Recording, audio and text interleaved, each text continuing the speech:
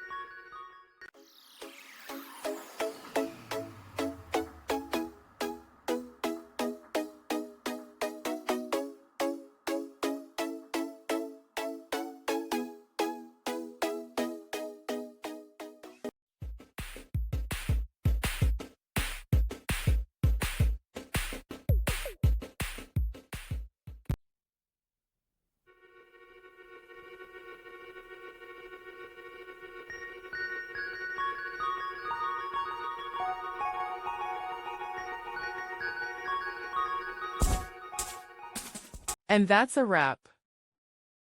I hope you found the answer you were looking for. If you did, take a second to hit that subscribe button. It really helps out. And let me know in the comments which solution worked best for you. See you next time in the debug zone.